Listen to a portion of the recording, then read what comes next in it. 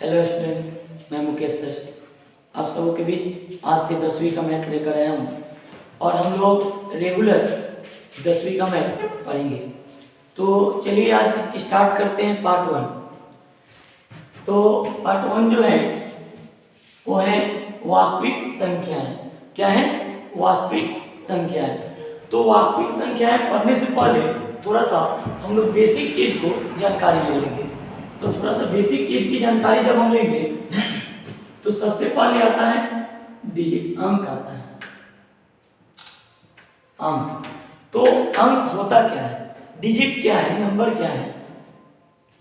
तो अगर ये सब अगर कोई पूछता है तो अंक जो होता है वो क्या होता है, जैसे 0, 1, 2, 3, 4, 5, 6, 7, 8, 9। मतलब कि 0 से लेकर के 9 तक, 0 से लेकर के 9 तक ये जो अंक हमको दी गया है ये हमारा 0, 1, 2, 3, 4, 5, 6, 7 तक ये हम लोगों को जब 1 क्लास में रहते हैं LKG UKG तो उसमें हम लोग को एक चीज सिखाया जाता है कि देखो 0, 1, 2, 3, 4, 5 मतलब 9 तक। लेकिन लास्ट में होता क्या है कि जैसे हम 1 क्लास 2 क्लास में जाते हैं तो हम लोग को संख्या सिखाया जाता है कि जैसे हम यहीं पे बोले संख्या। तो संख्या में बताया जाता है कि देखिए 10।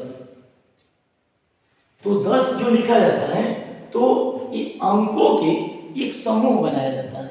तो अंकों के समूह से जो बनता है देखिए 0, 1। तो 0 भी एक मेरा अंक था, 1 भी एक अंक था। तो 0 और 1 जब मिला तो ये क्या चीज का निर्माण हुआ, संख्या का निर्माण हुआ, नंबर का निर्माण हुआ। जैसे कोई कहा कि सर 510 लिखिए तो हम 510 लिखे तो देखिए तो 5 भी एक हमारा क्या है, अंक है, 1 भी एक अंक है और 0 भी एक अंक है। तो ये आपस में जब मिल गया तो ये क्या बना, 510। तो जो मेरा संख्या होता है ये सब चीज को हम लोग देखते चलते हैं।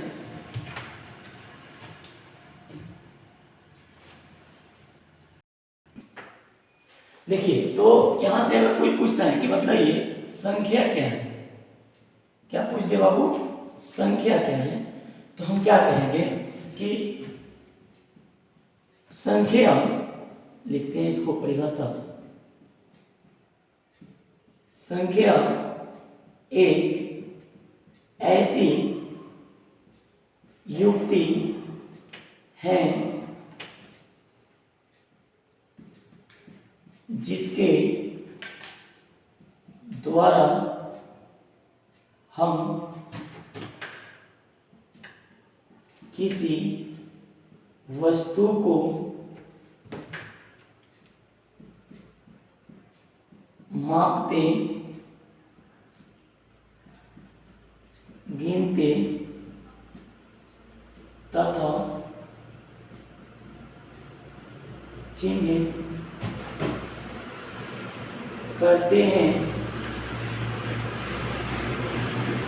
करते हैं,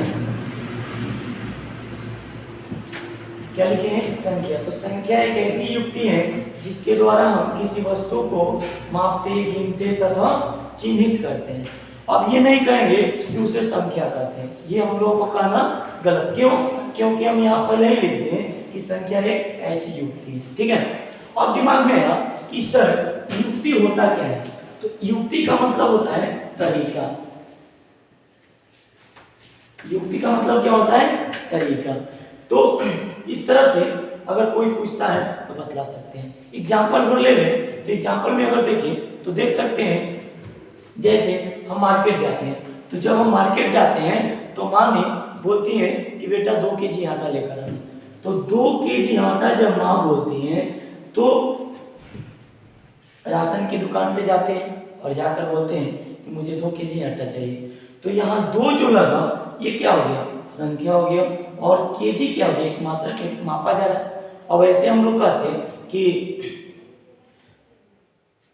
2 दीजिए तो 2 कोई चीज को चिन्हित करना चाहिए ना, कोई चीज को बतलाना चाहिए ना। ऐसे ही दो दो करेंगे तो क्या देगा दुकानदार, उसको तो समझ में नहीं आएगा। तो इसलिए यहाँ उसको चिन्हित करना, कोई चीज को दिखाना कि हम मांग क्या रहे हैं किसी से, बहुत जरूरी होता है, तब जाकर वो वस्तु हमको मिल पाती है। तो वही जैसे हमको मांगना है कि मान लीजिए कि 1 दर्जन केला मांगना है, तो हम लोग कहते हैं कि 1 दर्जन केला दीजिए। तो 1 दर्जन जब कहते हैं तो उसके दिमाग में आ जाता है कि 12 केला देना है। तो 12 जो केला दिया मतलब कि 1 दर्जन जो दिया,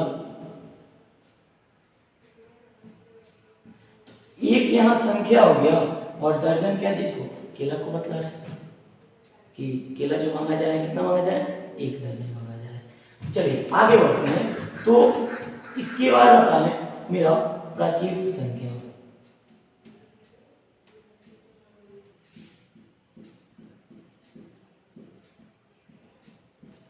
प्राकृत संख्या, तो अगर कोई कहता है कि प्राकृत संख्या क्या है,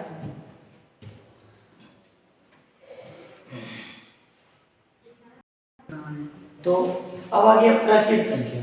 तो प्राकृत संख्या होता क्या है, तो हम लोग कहते हैं कि गिनती की संख्या को ही प्राकृत संख्या कहते हैं। तो गिनती की संख्या को प्राकृत संख्या कहते हैं। जैसे देखिए एग्जाम्पल में हम ले लें तो इधर देखते हैं 1 2 3 4 5 6 डॉट डॉट डॉट, ये सब क्या है, प्राकृत संख्या है। तो यह प्राकृत संख्या है। तो इसका नाम प्राकृत इसलिए पड़ा क्योंकि हम लोग यह गिनती प्राकृतिक से नहीं सीखा। किससे सीखा, प्राकृतिक ने ही हम लोगों को गिनती सिखाई। जैसे 1 2 3 4 5, अब दिमाग में आया कि सर कैसे, तो बतलाइए कि आज तो हम लोग सभी आदमी पढ़ रहे हैं, तो पढ़ रहे हैं तो मालूम चल गया गिनने के लिए कि 1 2 3 4 5 6 7 8, इस तरह से हम लोग गिनने लगते हैं। लेकिन जो लोग नहीं पढ़े हैं तो क्या उन लोग नहीं गिनते हैं, वो भी लोग तो गिनते हैं। तो यानी कि इससे एक अनुमान लगता है कि यह गिनती ने हमको प्राकृतिक ने सिखाया। तब तो आज हम लोग सभी लोग गिनते हैं, जो पढ़े हैं वो भी गिन लेते हैं, जो नहीं पढ़े हैं वो भी गिन लेते हैं। क्या आप लोग के माता पिता, अगर बहुत सारे लोग हैं इसमें जिनके माता पिता नहीं पढ़े, तो क्या उन लोग के माता पिता नहीं गिनते हैं? नहीं। अगर पैसा ही दे दिया जाए तो जहाँ 10 मिनट लगेगा गिनने में, वहाँ 5 मिनट में समाप्त कर देंगे ना जी। तो यानी वो काम नहीं, स्कूल गए नहीं, कोचिंग गए नहीं, ट्यूशन गए, कहीं नहीं गए, लेकिन फिर भी वो गिन लिए। क्यों? क्योंकि उन्होंने उस गिनती को प्राकृतिक से नहीं सीखा। तो अगर कोई कहता है कि प्राकृत संख्या क्या है, तो क्या कहेंगे, देखिए यहाँ गिनती की संख्या को प्राकृत संख्या कहते हैं। गिनती की संख्या को प्राकृत संख्या कहते हैं। जैसे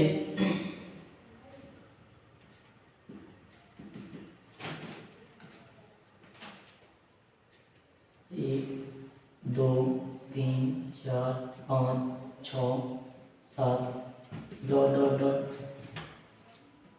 अनंत। तो अगर कोई कहता है कि प्राकृत संख्या क्या है तो बतला सकते हैं। जैसे मैं एग्जाम्पल में पूछे तो ये भी बतला सकते हैं। और देखिए इसको हम सूचित क्या चीज से करते हैं,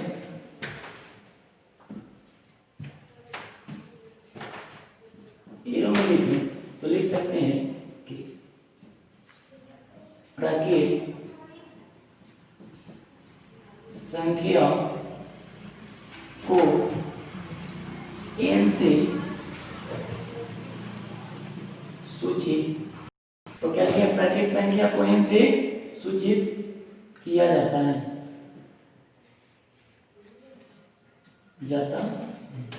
चलिए ध्यान दीजिएगा, हम क्या लिखे हैं कि प्राकृत संख्या को n से सूचित किया जाता है। तो यहां तक बोलिए। अभी हम दो टॉपिक पे बात किए। पहला टॉपिक था मेरा संख्या, दूसरा टॉपिक था प्राकृत संख्या।